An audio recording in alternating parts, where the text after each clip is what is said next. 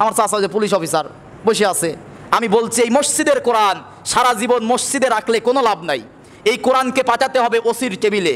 যখন এই কোরআন, এই কাগজের কোরআনকে যখন মসজিদ থেকে বের করে ওসির টেবিলে পাঠাতে পারবো, তখন আর ওসি ঘুষকে আইন দিতে পারবে না, ওই ওসি তখন মিথ্যা মামলা দিতে পারবে না। কিন্তু মসজিদে থাকলে যতই আমি ঘুষের বয়ান করি কোনো লাভ নাই, কোনো লাভ নাই। এই কোরআনকে পাঠাতে হবে সংসদে। কোথায়? কোরআনটাই হচ্ছে আমাদের একমাত্র সংবিধান। মুসলমান মানব কোরআন, ঠিক কিনা বলেন? আমরা যারা এখানে উপস্থিত আছে আমরা সবাই মুমিন, বলেন তো কি? মুমিন। সবাই বলেন কি? মুমিন। আল্লাহ পাক সূরা আনফালের 2 নম্বর আয়াতের মধ্যে বলেন, ইন্নামাল মুমিনুনা আল্লাযীনা ইযা যুকিরাল্লাহ, নিশ্চয়ই মুমিন হচ্ছে তারা। কে বলতেছে? আল্লাহ বলতেছে নিশ্চয়ই মুমিন হচ্ছে তারা যাদের সামনে আল্লাহর কোরআনের কথা বললে যাদের হৃদয়টা আল্লাহর ভয়ে কেঁপে ওঠে। এখানে অজিলাতের ব্যাখ্যা তাফসিরে কাবির আল্লামা ফখরুদ্দিন রাজি রহমাতুল্লাহ আলাই 3টা দিয়েছে।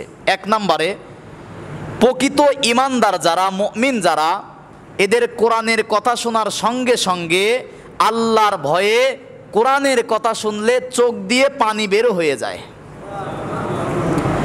অনেক সময় কিন্তু হয় কোরআনের কথা শুনলে অনেক আবেগে আপ্লুত হয়ে, হয় না এরকম? আমাদের অনেকের হয়ে যায়। যাদের ইমানটা একটু দুর্বল তাদের কোরআনের কথা শুনলে গায়ের পশম খাড়া হয়ে যায়, দাঁড়িয়ে যায়। 3 নম্বরে অজিলাতের ব্যাখ্যায় তাফসিরে কাবির আল্লামা ফখরুদ্দিন রাজি রহমাতুল্লাহ আলাই বলেন যে 3য় নাম্বার যারা ইমানদার, যাদের ইমানটা একটু দুর্বল, কোরআনের কথা শুনলে তাদের মনে, তাদের অন্তরে শান্তি লাগে। এবার আপনাদের কি কোরআন শুনলে শান্তি লাগে না কষ্ট লাগে? তার মানে আমাদের মধ্যে কম হোক বেশি হোক ইমান, কিন্তু কোরআন শুনলে যাদের খারাপ লাগে, অনেকের কিন্তু আছে, নাই? অনেকের আছে যাদের কোরআন শুনলে খারাপ লাগে, এদের কি ইমান আছে? দেখেন নবীজি কোরআনের কথা বলছে, আবু বক্কর কোরআন শুনছে, শোনার পরে কি হয়েছে? জাদাতুহুম ঈমান, আবু বক্করের ঈমান আরো বেড়ে গেছে। একই নবী একই কোরআন তেলাওয়াত করছে, আবু জেহেল শোনার পরে আবু জেহেলের শয়তানি বেড়ে গেছে। না এরকম মানুষ সমাজে নাই? তার মানে কি একই কোরআন শোনার পরে একজনের ঈমান বাড়ে আর একজনের শয়তানি বাড়ে। দুধ একটা ভালো জিনিস, ভালো জিনিস না? দুধ খাওয়া কি ভালো জিনিস, কিন্তু যার আমাশার সমস্যা আছে ওর যদি খায় ওর লাভ না ক্ষতি? তার মানে দোষ হচ্ছে দুধের নাকি? কার দোষ? ওর খাওয়ার দোষ। তোর সমস্যা, কেন তুই এটা খাবি? তার মানে যার ইমানের মধ্যে দোষ আছে, ইমানের মধ্যে ভেজাল আছে, ওর কোরআন শুনলে খারাপ লাগবে। আল্লাহ পাক সূরা বনী ইসরাইলের 82 নম্বর আয়াতের মধ্যে বলেন, অনুনাজ্জিলু মিনাল কোরআন মা হুয়া শিফা, দুনিয়ার মানুষ শোনো, এই কোরআনটা হচ্ছে তোমাদের সব সমস্যার সমাধান। সুবহানাল্লাহ বলেন। তোমার ব্যক্তিগত জীবন, পারিবারিক জীবন, সামাজিক জীবন, রাষ্ট্রীয় জীবন, অর্থনীতি, যুদ্ধনীতি, সন্ধিনীতি, পররাষ্ট্রনীতি, রাজনীতি, যা কিছু পৃথিবীতে আছে সব সমস্যার সমাধান আমি আল্লাহ কোরআনের মধ্যে দিয়েছি। সূরা আনআমের 38 নম্বর আয়াতের মাঝের অংশে বলেন, মা ফাররাতনা ফিল কিতাবি মিন শাই, কোরআনের মধ্যে এমন কোনো ছোট বিষয় নাই যা মানুষের জন্য দরকার আমি আল্লাহ কোরআনের মধ্যে দেই নাই। সূরা নাহালের 89 নম্বর আয়াত আল্লাহ পাক বলেন, ওয়ানাজ্জালনা আলাইকাল কিতাবা তিবিয়ানাল লিকুল্লি শাইইন ওয়া হুদাও ওয়া রাহমাতাও ওয়া বুশরা লিল মুসলিমিন, দুনিয়ার মানুষের জন্য যা দরকার সব সমস্যার সমাধান আমি আল্লাহ কোরআনের মধ্যে দিয়েছি। শুধু সমস্যার সমাধান দিয়েছি তা নয়, ওয়া রাহমাতুল লিল মুমিনিন, এই কোরআনটা হচ্ছে মুমিনদের জন্য রহমত। সুবহানাল্লাহ বলেন। কিন্তু ওয়ালা ইয়াজিদুজ জালিমিনা ইল্লা খাসারা, কিন্তু জালেম যারা এদের জন্য রহমত না। জালেম যারা এদের হচ্ছে কোরআন শুনলে সবচেয়ে বেশি খারাপ লাগে, জ্বলে পুড়ে যায়। এরকম মুসলমান নাই? তাহলে আমরা দেখেন, আমরা মুসলমান, এখানে সবাই আমরা কি? আমরা মানবো কি? বলেন কি মানবো? কোরআন ছাড়া যদি কবরে যায় বিপদ আছে না নাই? আওয়ামী লীগ করে যদি বিএনপির চিন্নি খাইতে যায় মায়ের আছে না? বলেন না কেন? তাহলে আল্লাহর আইন এটা কোরআন, এটা কার আইন? আল্লাহর আইন না মেনে যদি কবরে যাই, আল্লাহর আইন সারা জীবন মানি নাই, গেছি কবরে, আল্লাহ তো জান্নাতের বিছানা বিছায়া দিবে। নবীজির আদর্শ নাই, সারা জীবন 50, 60, 70 বছরে নবীজির কোনো আদর্শ মানি না। বুকের পর হাত দিয়ে লাশকে বলে না বিসমিল্লাহি, বলেন কি বলে? তারপর অবিল্লাহি অফি ও আলা মিল্লাতি, তার মানে কি বিসমিল্লাহি ও আলা মিল্লাতি রাসূলিল্লাহ, তার মানে যে আল্লাহর নামে নবীর দলে দিয়ে যাচ্ছি। তাহলে মরার পরে ঠিকই কিন্তু সোজা করে কার দলে দেয়? কার নামে দেয়? বলেন আল্লাহর নামে নবীর। তাহলে জীবন দশায়, এই জীবন দশায় আমাদের সেই আল্লাহর আইন, আল্লাহর দল, রাসূলের দল, রাসূলের আদর্শ, আল্লাহর কোরআনের আইন মানার দরকার নাই? বলেন দরকার নাই?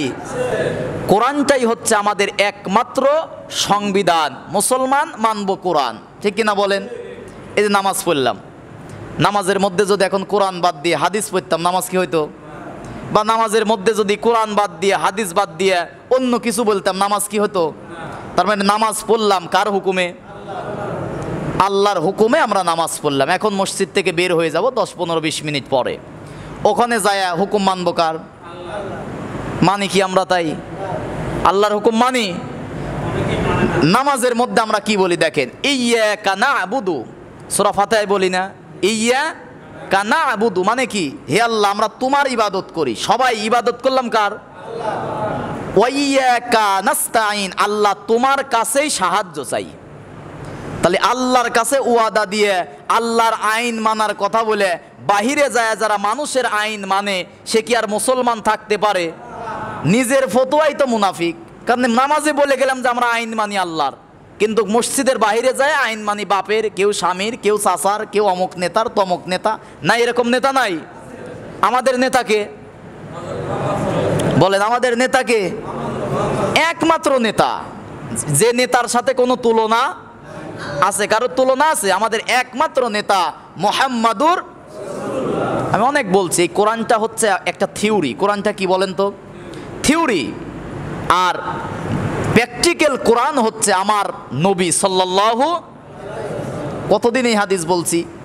আব্দুল্লাহ ইবনে মাসউদ, হযরত ওমর মা আয়েশার কাছে এসে বলতেছে যে মা, নবীর চরিত্র কেমন একটু আমাদেরকে বলেন তো। কাইফা কানা খুলুকিন নাবিয়্যিন, নবীর চরিত্র কেমন বলেন। মা আয়েশা বলতেছে ইকরাউল কোরআন, তোমরা কি কোরআন পড়ো না? সাহাবী বলতেছে কলু নাআম, অন্য বর্ণনা আসছে কলু বালা, হ্যাঁ আমরা তো কোরআন পড়ি।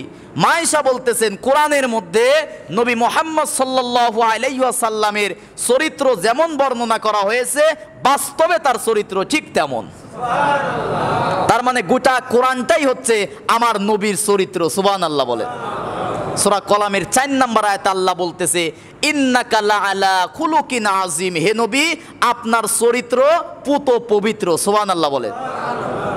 আযীম বলছি না, এখানেই তো বলছি মনে হয় যে পাহাড়ের সুউচ্চ চূড়া যদি মাপতে চাই, এখন মাপা যায় জিনিস। সমুদ্রে কত পানি আছে তাও মাপা যায়, কত গভীরতা আছে। এখন এত টেকনোলজি হয়ে গেছে, এত তথ্য প্রযুক্তির যুগ, সমুদ্রের পানি পর্যন্ত মাপা যায়, পাহাড়ের সুউচ্চ চূড়া পর্যন্ত মাপা যায়, গভীরতা মাপা যায়। আরবিতে উচ্চতা মাপার জন্য শব্দ বলা হয় আরিক, আর নিচের গভীরতা মাপার জন্য বলা হয় আরিদ। কিন্তু আজিম এমন একটা নাম যেটা কোনো কিছু দিয়ে মাপা যায় না, সেটাই হচ্ছে নবীর চরিত্র। কোরআনকে আল্লাহ বলছে আজিম। সূরা নাহালের, সূরা হিজরের 96 নম্বর আয়াতে আছে ওয়ালাকাদ আতাইনাকা সাবআম মিনাল মাসানি ওয়াল কুরআনাল আযীম, কোরআনটা হচ্ছে আজিম। আবার আল্লাহ পাক নবীজিকে বলছে ইন্নাকা লাআলা খুলুকিন আযীম, নবীজি আপনার চরিত্র, আল্লাহর নাম আজিম। আল্লাহ নবীর চরিত্রে এত খুশি হয়েছে নিজের নাম নবীজিকে দিয়ে দিছে।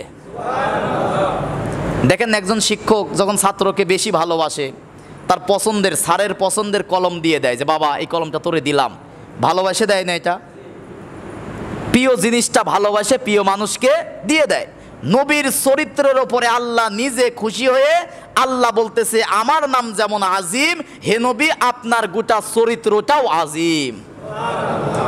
এবং সূরা আহজাবের 21 নম্বর আয়াতের মধ্যে আল্লাহ বলতেছেন লাকাদ কানা লাকুম ফি রাসূলিল্লাহি উসওয়াতুন হাসানা, দুনিয়ার মানুষ শোনো, তোমাদের জন্য নবীর আদর্শ মানা আমি আল্লাহ ফরজ করে দিলাম।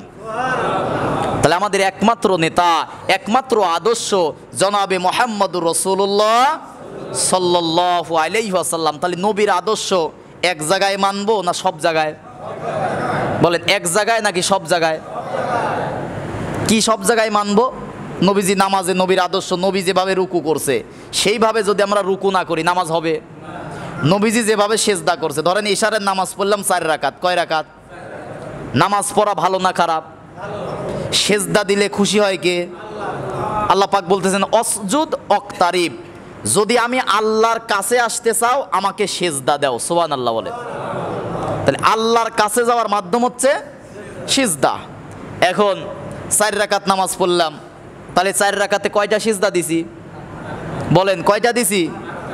এখন যদি বলি যে না, যেহেতু সিজদা দিলে আল্লাহ খুশি হয়, আজকে 10টা দেব, নামাজ কি হবে?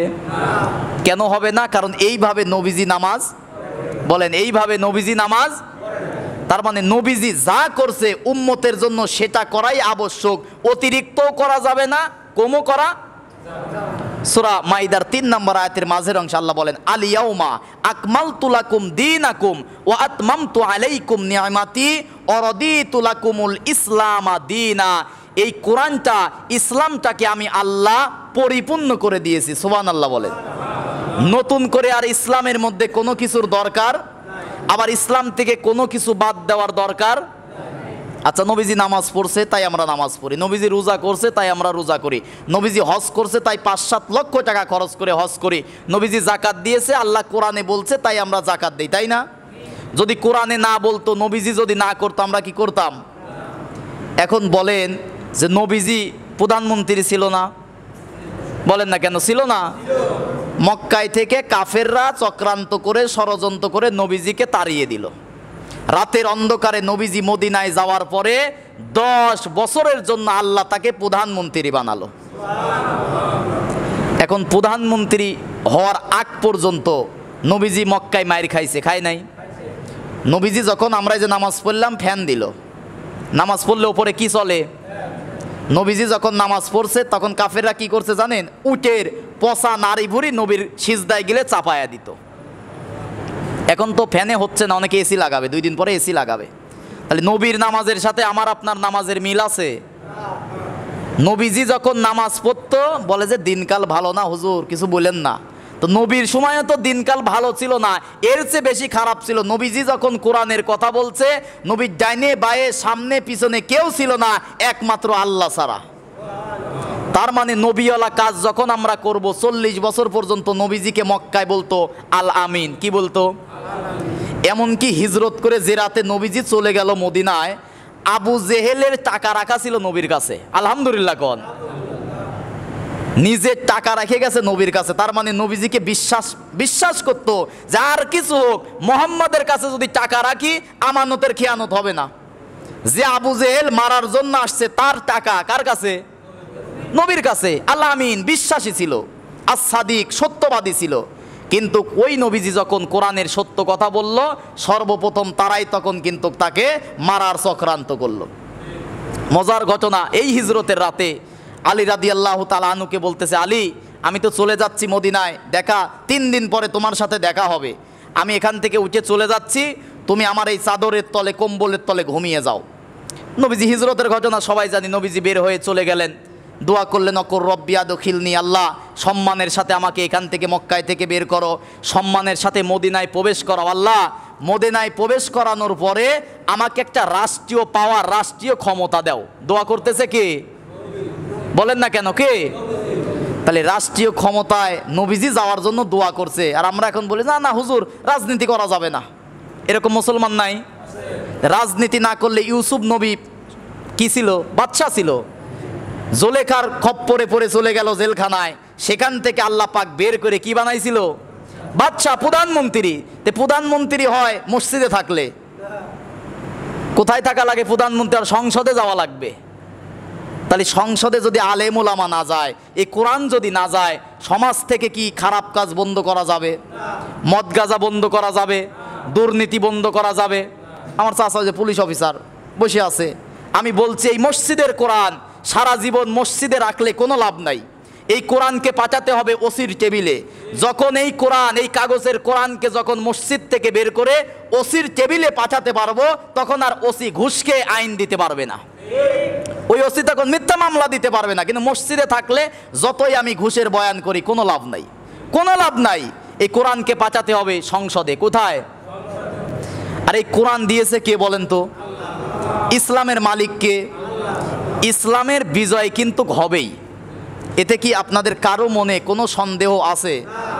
একটু আছে? কারণ ইসলামটা কার বলেন তো? এ কোরআনটা কার? এ জমিনটা কার? এ জমিন আল্লাহর মানি আমরা। এক ঘটনা বলছিলাম, বলবো নাকি? কোনো এক হাজী সাহেব, কোনো এক দেশের কোনো এক হাজী সাহেব, অনেক জায়গা জমি, তো অনেক মেহমান বেড়াতে আসে। মেহমান বেড়াতে আসছে, তো বিকালবেলা খাওয়া দাওয়া শেষ করে বেড়াচ্ছে আর বলতেছে, এটা আমার জমি, এটা আমার জমি, এটা আমার ভাতিজার জমি, এটা আমার চাচার জমি, এটা আমার দাদার জমি। আর ওই যে দেখা যাচ্ছে মসজিদ, ওটাও আমাদেরই ছিল, আমি আমার ভাতিজা দান করে আল্লাহর একটা ঘর বানাইছি। এরকম লোক তো আমার দেশে নাই। আছে এরকম লোক? আছে। মসজিদ ঘর কার? আর ওই জমিন, আমি যেখানে বাড়ি করে আছি ও জায়গার মালিক কে? আমার আব্বা মুকাদ্দেসও বলে গেছে যে আমার জায়গা আছে। এখন কি আছে? আমার দাদা বলছে যে আমার জায়গা। আমার দাদা আছে, আমি বলতেছি আমার জায়গা, আমি কি থাকবো? তার মানে মসজিদ হোক, ওই দুনিয়া হোক, সব জায়গার মালিক কে? তাহলে সব জায়গায় আইন চলবে কার? সোজা হিসাব, যার জমিন যার, আইন চলবে। এটাই তো কথা। এর মধ্যে এখন রাজনীতির যদি গন্ধ খোঁজেন ভাই, তাহলে তো হলো না। মন বড় করেন, এ জমিন কার বলেন তো? তাহলে বলতেছে জমিন আল্লাহর, তাহলে জমিনে আইন চলবে আমার, বলেন না কেন? আপনার বউ যদি আর একজনের কথা শোনে, ওই বউকে রাখবেন কেন? কেন রাখবেন না? আমি খাওয়াই, আমি পড়াই, আমি টাকা পয়সা দেই, কিন্তু কথা আমার শোনে না, ও বউ আমার দরকার? তা আল্লাহ যখন বলবে যে আমার জমিনে আমি অক্সিজেন দেই, আমি খাওয়াই, আমি পড়াই, বান্দা তুই আমার আইন মানিস না, আমি আল্লাহর বান্দার খাতা থেকে তোর নাম বাদ। কথা বলেন না কেন? তাহলে আল্লাহর খাতা থেকে যদি নাম বাদ যায়, জায়গা কিন্তু দুইটা আছে, জান্নাত জাহান্নাম। তাহলে আল্লাহর বান্দা যদি হই যাব কোথায়? আর যদি বান্দা না হই যাব কোথায়? সোজা হিসাব। কিয়ামতের দিন এত দল হবে না, এই আওয়ামী লীগ, বিএনপি, জামাত, হেফাজত, চরমোনাই, এই 14 দল, 20 দল, আচরসি, ফুরফুরাস, এসব কিচ্ছু হবে না। দুইটা দল, সূরা শূরার 7 নম্বর আয়াতে শেষে, ফারিকুম ফিল জান্নাহ ও ফারিকুম ফিস সাইর, ফারেক হয়ে একটা যাবে জান্নাতে আর একটা যাবে জাহান্নামে। তাহলে দুনিয়াতে কি জান্নাতি দল করার দরকার আছে না? জান্নাতি দল কি কোনটা? কোরআনের দল। জান্নাতির দল কোনটা বলেন না কেন? কোনটা? যে দলে আছে কোরআন, যে দলে আছে রাসূলের আদর্শ, মুসলমান করবে ওই দল। এখানে তো সাম্প্রদায়িক ধোয়া তোলার কিছু নাই। কথা বলেন না কেন? স্বাধীন দেশ, এই দেশ স্বাধীন করা হয়েছে এই কারণে, ব্যক্তি স্বাধীনতা। আপনার যে দলের আদর্শ ভালো লাগে সেই দল করবেন, কিন্তু মুসলমান হিসাবে যে দলে আছে কোরআন, যে দলে আছে নবীর আদর্শ, যে দল চায় আল্লাহর জমিনে আল্লাহর আইন বাস্তবায়ন করতে, আমি মুসলমান হিসাবে সেই দল করা আমার জন্য ফরজ। কথা মনে হয় বোঝেন নাই আপনারা। এখন কোন দলে আছে বলার তো দরকার নাই, বুঝে নেবেন। এই জমিনে সারা জীবন যুগে যুগে আল্লাহর আইন চাই, সৎলোকের শাসন চাই, এই স্লোগান নিয়ে আগামীতে সংসদে কোরআনকে পাঠাতে হবে। এখানে কোনো দলাদলি নাই, কোনো মতামতি নাই, কোনো রাগারাগির কিচ্ছু নাই। আমরা মুসলমান, আমাদের সংবিধান হবে কোরআন, আগামীতে দেশ চলবে আল্লাহর কোরআন দিয়ে। আমি মুসলমান হিসাবে এটাই চাই। আপনারা কি চান? যদি না চান, আল্লাহর কথা শোনেন। মনে করেন চান না আপনারা, আল্লাহ পাক সূরা তওবার 32 নম্বর আয়াত আর সূরা সফের 8 নম্বর আয়াত, আল্লাহ পাক বলতেছেন, ইউরিদুনা লিউতফিউ নূরাল্লাহ। দুনিয়াতে কাফের যারা আছে, এরা মুখের ফু দিয়ে ইসলামটাকে নিভায়া দিতে চায়। এমন মানুষ নাই? বোঝেন নাই? অনেকে মনে করে যে এক আল্লামা সাইদিকে মনে হয় মারিয়ে ফেললে ইসলাম নিভে যাবে। নাই, এরকম মানুষ নাই। অনেকে মনে করে যে পিলখানায় হত্যা করলে মনে হয় যে ইসলামটা থেকে থাকবে, 5ই মে শাপলা চত্বরে হত্যা করলে হয়তো বা ইসলাম থেমে যাবে। কিন্তু আল্লাহ পাক বলেন তারা চায় চক্রান্ত করে ইসলামটাকে থামানোর জন্য, কিন্তু আমি আল্লাহ, ওয়াল্লাহ, আমি আল্লাহ চাই মুতিম্মু নূরিহি, আমার জমিনে কোরআন ইসলামটাকে আলোকিত করতে। কাফেররা চায় নিভায়া দিতে, আর আল্লাহ চায় জ্বালিয়ে দিতে। কারটা জ্বলবে বলেন তো? কার কথা ঠিক হবে? আল্লাহর ক্ষমতা কি আছে? ডোনাল্ড ট্রাম্প ক্ষমতায় আসার পরে মনে হয় একটু কমে গেছে। হ্যাঁ, আল্লাহর কি ক্ষমতা, মা কদারুল্লাহ হাক্কা কদরিহি, আমি আল্লাহর যে কি ক্ষমতা কি পাওয়ার মানুষ মনেই করে না, মনে করে যে আল্লাহ একজন আছে। কিন্তু আমি আল্লাহর কি ক্ষমতা, আসমানের দিকে তাকাও, খুঁটিবিহীন আসমান আমি আল্লাহ তৈরি করে রেখে দিয়েছি। তাকাও সমুদ্রের দিকে, এই যে বিলের মধ্যে কত পানি থই থই করতেছে না? আর 1-1.5 মাস পরে পানি থাকবে? সব আমরা কলসি ভরছি নাকি টাঙ্কি ভরে নেব? এ কুদরত কার? আল্লাহ কত পানি দিয়েছে, আবার কত টন টন পানি কোথায় নিয়ে যাবে, এটাই আল্লাহর কুদরত, এটাই আল্লাহর শক্তি। আলহামদুলিল্লাহ বলেন। তাহলে যেহেতু ভাইয়ের আমার আল্লাহর দরবারে ফিরে যেতে হবে, যাব না আমরা? বলেন যাব না আমরা? আমার এক দাদি আজকে মারা গেছে, মাটি দিয়ে আসছি। আমার আব্বা মরার আর 2 মাস 12 দিন, 10 বছর হবে। কয় বছর? বরাবর ছোট তো না, আব্বা বেঁচে আছে কিন্তু সে মারা গেছে। তার ছোট আমি বেঁচে আছি, সে মারা গেছে। তাহলে আমরা যাব না? তাহলে আমার আব্বা এখন আছে কার কাছে? বলেন না, কার কাছে আছে? আমরা কার কাছে যাব? তাহলে যেহেতু ফিরে যেতে হবে আল্লাহর কাছে, তাহলে এই দুনিয়ায় মানবো কার আইন? যাব যেহেতু আল্লাহর কাছে, তাহলে আল্লাহর হুকুম আল্লাহর আইন মানার দরকার আছে না? যদি অন্য কেউ থাকতো না তার আইন মানতাম, কিন্তু ফিরে শেষমেশ কোথায় যাব? আল্লাহর কাছে। এই জন্য কোনো রাজনৈতিক ধোয়া, কোনো গন্ধ খুঁজবেন না। আমরা মুসলমান, আমরা মানবো হচ্ছে কোরআন। কারোর প্রতি কোনো রাগ নাই, হিংসা নাই, দলাদলি নাই, রাগারাগি নাই। আমি মুসলমান, আল্লাহর হুকুমে নামাজ পড়লাম,